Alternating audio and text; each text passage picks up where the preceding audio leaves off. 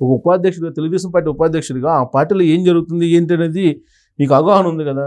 First 1 yearలో 6 months సరిపోతుంది మొత్తం set చేసుకోవడానికి. ప్లస్ 2019 నుంచి 2024 మధ్యలో అధికార యంత్రాంగాన్ని ఏ విధంగా జగన్మోహన్ రెడ్డి గారు తన వైపు తిప్పుకున్నారో తెలుసు. మళ్ళీ ఈయన వైపు తిప్పుకోవడానికి ఆయన ప్రయత్నాలు ఆయన చేస్తున్నారు. ఈ 1 year దానికి సరిపోయింది. నెక్స్ట్ ఈ తర్వాత 23 నుంచి ఆయన జిల్లాలకు వస్తున్నారని చెప్తున్నారు కదా. ఏదైనా మనం ఎక్కడ ఫెయిల్యూర్ అయినాం, ఒక 1000 సంవత్సరాలు ఈ భూమి మీద తెలుగు జాతి ఉన్నంత వరకు ఉండాలనేది నా ధ్యేయం. హిమాలయ పర్వతాల్లో గౌరీ శంకర శిఖరం ఎంత మహోన్నతంగా నిలబడి ఉంటుందో ఆ విధంగా ఉండాలనేది నా ధ్యేయం. ఎప్పటికీ అన్నిటికీ ఇదే అధికారంలో ఉండాలా. ఈ ప్రపంచంలో ఉండే 24 కోట్ల మంది తెలుగు జాతికి నాయకత్వం వహించే పార్టీగానే ఉండాలా. విభజన గాయాలన్నీ మానుకొని ముందుకు పోవాలా. ఆంధ్రప్రదేశ్ సర్వతోముఖాభివృద్ధి గావించాలా. ప్రగతి పురోగమనంలో ఈ దేశంలోనే ప్రథమ స్థానంలో ఉండాలా. రైతులంతా బాగుండాలనేది నా ధ్యేయం. మా పార్టీ నాయకులు కూడా అట్లే పనిచేస్తారని నేను అనుకుంటాడా. ఇప్పుడు మీరు ఆ కేసు నుంచి బయటపడినట్టేనా?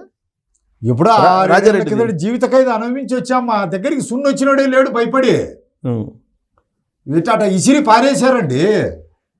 పోనీ ఇన్ని ఏళ్ళ తర్వాత కూడా వాళ్ళే మమ్మల్ని మర్చిపోతే పార్టీ మాకు ఏదైనా చేర్చే ఆ చచ్చిపోయిన రాజారెడ్డో, వివేకానంద రెడ్డో, రాజశేఖర రెడ్డో గుర్తుకొచ్చి మా వాళ్ళ గొంతు పట్టుకుంటారని, మా వాళ్ళని చంపుతారని, మళ్ళా అధికారం పోతే అని. ఓకే, అక్కడ ఉండే సిచ్యువేషన్స్ మొత్తాన్ని గమనిస్తే మీరు ఆల్రెడీ ఒక ఛాన్స్ అంటే 2019లో ఆల్రెడీ ఒకసారి ముఖ్యమంత్రి అయ్యారు ఆయన. మళ్ళా జగన్మోహన్ రెడ్డి గారు వచ్చి అడిగితే ప్రజలు కన్విన్స్ అయ్యి అటువైపు మళ్ళీ పరిస్థితులు కనిపిస్తున్నాయి మీకు. సార్ ఒకటి గుర్తుపెట్టుకోండి, భారతదేశంలో ప్రజలకు జ్ఞాపక శక్తి చాలా కురస. దేన్నైనా మర్చిపోతారు. 1975లో ఇందిరాగాంధీ పెట్టిన ఎమర్జెన్సీని 2.5 సంవత్సరానికి మర్చిపోయినారు. ఎక్కువ రోజులు పట్టదు. రాజశేఖర రెడ్డి అంత దురాగతాలు చేస్తే ఎట్లా అదృష్టం బాగుండి సరిపోయింది. కానీ ఇంకొక 4 సంవత్సరం బతుకుంటే రాజశేఖర రెడ్డిని బండ బూతులు తిట్టనోడే ఉండిడాడు. ఇట్లా అది ఆయన అదృష్టం, మంచి పేరుతోనే పోయినాడు. ఈ దేశంలో ఎవరికండి ఉండేది? సో ఏదైనా సాధ్యం అంటారు. Anything is possible to politics. అంతేలేండి. మన అజాగ్రత్తే మన కొంప ముంచుతుంది. అధికారం ఉండేటప్పుడు ఎవరమైనా అందరినీ అన్నీ మర్చిపోతాము. అధికారం అనేది ఒక మత్తు. ఆ మత్తు నుంచి ఎవరూ బయట వెళ్ళలేరు. చరిత్రలో తొలి నుంచి పరిశీలిస్తే ఆ మత్తు నుంచి ఎప్పుడైతే మనం బయటపడతామో అప్పుడు పార్టీ పరిడవిల్లుతుంది. సో ఇప్పుడు తెలుగుదేశం పార్టీ పరిస్థితి మీకు తెలుసు, ఉపాధ్యక్షుడు కాబట్టి లోపల ఏం జరుగుతుంది, లోపల ఎలాంటి సిచ్యువేషన్స్ ఉన్నాయనేది. అట్ ద సేమ్ టైం ప్రత్యర్థి పార్టీగా ఉన్నటువంటి వైఎస్ఆర్ కాంగ్రెస్ పార్టీ పరిస్థితి ఏంటి అనేది కూడా మీరు ఆలోచిస్తారుగా. ఒక ప్రత్యర్థి పార్టీ అసలు ఏంటి, దాని పరిస్థితి ఏంటి అనేది దాంట్లో ఏం కనిపిస్తుంది? ఒక్కటే వాళ్ళ టార్గెట్, రెడ్లను క్రిస్టియన్లను కన్సాలిడేట్ చేస్తాం, చేసుకుంటారు కూడా. ఖమ్మాలను టార్గెట్ చేసి మిగతా వాళ్ళనంతా కన్సాలిడేట్ చేస్తాం. వీళ్ళు తినిపోయినారని. ఆ ప్రయత్నం 2024లో చేశారు కదా, ఫెయిల్ అయ్యారు కదా. 2019లో సక్సెస్ అయ్యారు కదా. ఒక్క ఛాన్స్ అనేది కదా సక్సెస్ కాదు, ఒక ఛాన్స్. అది మర్చిపోతారు, మళ్ళా మర్చిపోతారు. ఈ గాయాలన్నీ ఇప్పుడు ఈ తన్నులు తిన్నోళ్ళు 6 మంది చచ్చిపోతారు. ముస్లిం ముత్తకాయిలంతా జగన్ చేతిలో తన్నులు తిన్నోళ్ళు ఉంటారు కదా, వయసు మీరినోళ్ళు. షుగర్తోనో, బీపీతోనో, హార్ట్తోనో కొత్తతనం వచ్చేస్తుంది 5 ఏళ్లకు. 5 ఏళ్ళ కంటే చాలా గ్యాప్, అదంతా మర్చిపోతారు, మళ్ళా వేస్తారు. ఇది ఒక రొటీన్.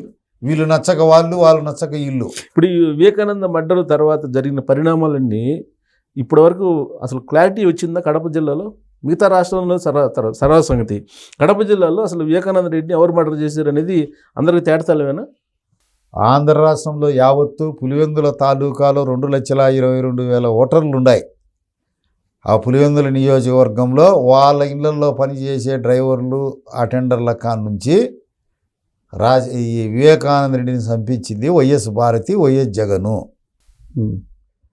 ఆ కత్తి పట్టే వాళ్ళ వెనక వాళ్ళే, పట్టించింది వాళ్ళే, చంపింది వాళ్ళే అనేది చిన్న పిల్లల కాడ నుంచి తెలుసు.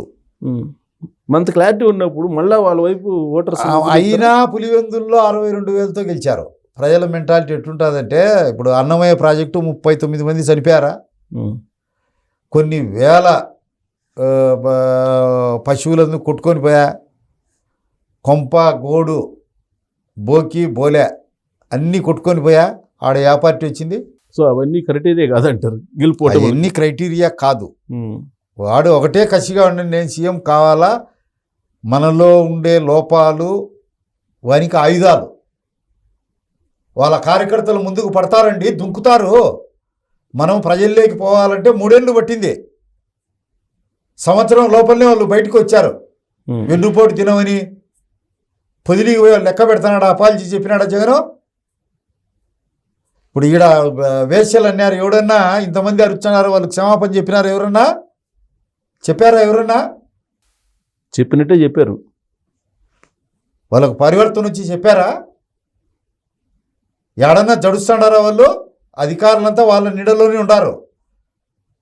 మొట్టమొదట సగటు కార్యకర్త కోరుకుండేది ఆపొద్దు అయితే తెలుగుదేశం పార్టీ కార్యకర్తలను 2019 నుంచి 2024 వరకు తెలుగుదేశం పార్టీ కార్యకర్తలను, లీడర్లను రాచి రంపాన పెట్టినారో వారిని చట్టబద్ధంగా ప్రజాస్వామ్యబద్ధంగా వెంటనే అవి కోరుకుంటున్నారు. కానీ ఇప్పటికే అరెస్ట్ చేస్తుంది ఈ ప్రభుత్వం అని చెప్పి గగ్గోలు పెడుతున్నారు కదా వాళ్ళు. ఏ ఒక్కరు వాళ్ళు చేసిన దుర్మార్గుని సకాలంలో శిక్షించకపోయినా పరిపాలకుడు చేతగాని వాడే అంటారు. అది ఓటమికి దారి తీస్తుంది.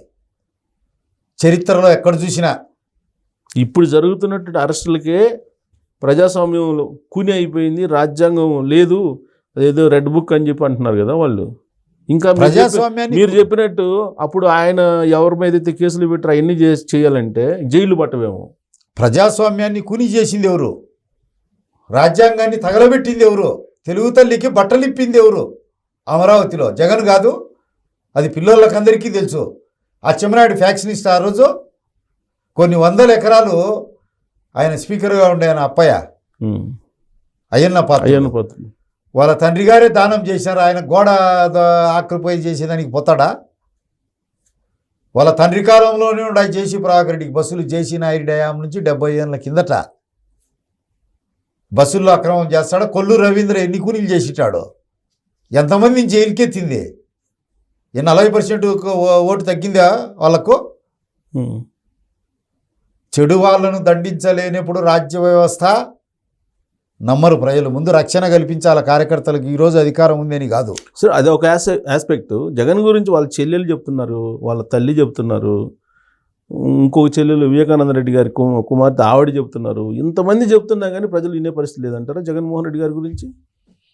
ఏమి వినరు ప్రజలకు. ఆ రోజు డబ్బులు కావాలా, ఉచిత పథకాలు మనం ఇచ్చినా తింటారు, వాళ్ళు ఇచ్చినా తింటారు, రేపు ఎక్కువ బెనిఫిట్స్ ఇచ్చి ఆ వైపు మొగ్గు చూపుతారు. అవన్నీ అటువంటి ప్రజాభిప్రాయం అంతా ప్రాక్టికల్గా చెప్పాల్సి ఉంటే మిస్సాల మీద తేనె ఇటంటే పోతుంది. ఉచిత పథకాలు ఎవరిచ్చినా తీసుకుంటారు. ఎవరిది రూలింగ్ ఉంటే వాళ్ళు ఆహో ఓహో ఇంద్రుడు, దేవేంద్రుడు, మహేంద్రుడు అని శ్లాఘిస్తారు. అది అపోజిషన్లో ఉంటే అబ్బా పనికిరాని వాడు అని తిరిగి కూడా చూర్రు. అది లోక సహజం, ఈ దేశంలో నడుస్తుంది.